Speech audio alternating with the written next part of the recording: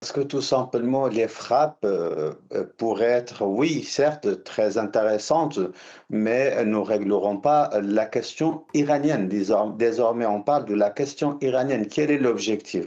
Pour Donald Trump, l'objectif, c'est faire capituler les gardiens de la révolution islamique à la table de négociation. Or, lui-même, il y a 2 jours, il a dit clairement qu'il ne pensait pas que les Iraniens pourraient être aussi durs. Oui, les frappes ne régleront pas le problème. La seule solution, c'est la voie diplomatique. Aujourd'hui, les Iraniens acceptent de revenir à la table de négociation et donc Donald Trump accepte de suspendre, on dit bien suspendre hein, les attaques et non pas les annuler définitivement. Et dans ces cas-là, qu'est-ce qui peut encore être négocié? Tout d'abord, c'est le détroit d'Ormuz, hein. Désormais, oui, Donald Trump, il parle du programme nucléaire, mais en réalité, le programme nucléaire n'est pas à la table de négociation. Le seul élément qui n'était absolument pas à la table de négociation le 27 février dernier, c'est le détroit d'Ormuz. Comment trouver une solution acceptable pour les États-Unis, pour les pays du Golfe, pour la communauté internationale, mais aussi pour l'Iran concernant le détroit d'Ormuz. Apparemment, il y a des avancées à ce niveau. Adel Bakawan dans la région, en plus de l'Iran, l'autre puissance, c'est l'Arabie Saoudite. Pour la première fois depuis le début du conflit, Riyad a participé à une opération militaire conjointe avec les États-Unis. C'était mercredi contre des milices chiites pro-iraniennes en Irak. Le Royaume du Golfe a évoqué une légitime défense. Comment décrypter ce changement de pied de Riyad?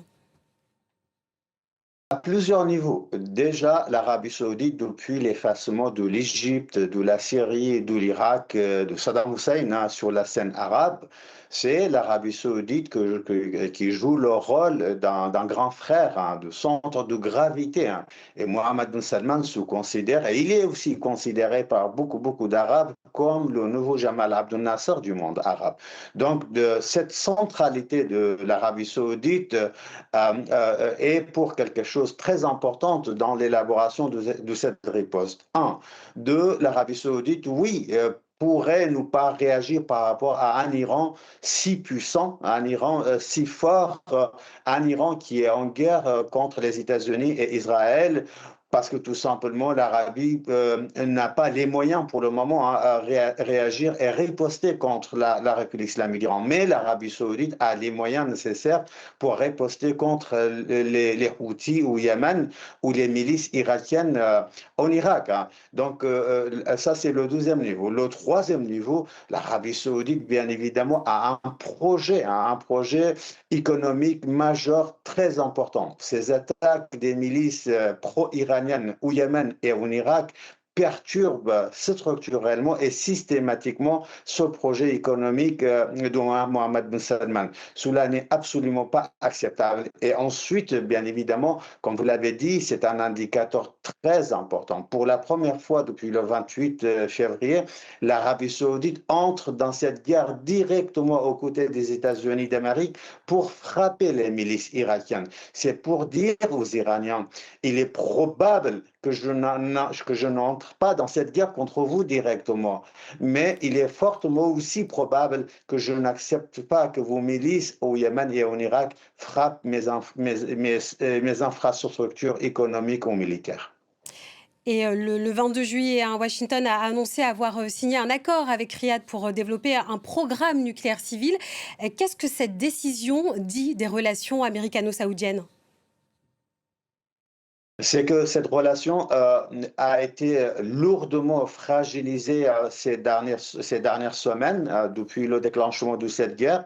L'Arabie saoudite n'était absolument pas pour cette guerre parce que tout simplement, Mohammed bin Salman était tout à fait conscient des conséquences à la fois sécuritaires, économiques et diplomatiques de cette guerre. Mais Donald Trump a pris unilatéralement, sans prendre en compte l'avis de Mohammed bin Salman sur le sujet, et entré dans cette guerre-là. Et aujourd'hui, bien évidemment, cette Arabie vit encore les conséquences négatives et ultra négatives hein, de cette guerre. Et donc, l'Arabie saoudite saoudite a pris un peu de distance, je dis bien un peu de distance, pas totalement, avec les États-Unis. Pourquoi? Parce que la question de stabilité, la question de sécurité, la question d'économie, la question de riposte, la dignité de l'Arabie saoudite, tout a été lourdement fragilisé depuis le 28 février.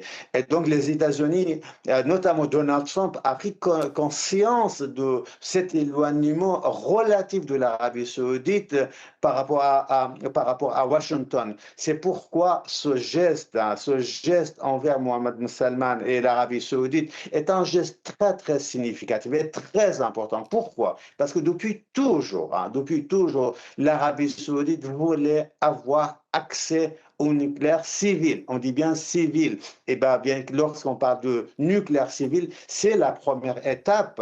C'est la première étape, c'est le premier pas vers le nucléaire militaire. Donc, c'est une donnée majeure, très importante, mais comme vous l'avez remarqué, pour le moment, Donald Trump a imposé deux conditions. La condition la plus importante, c'est que l'Arabie saoudite doit reconnaître Israël, doit normaliser ses relations avec Israël, doit entrer dans les accords d'Abraham avec Israël.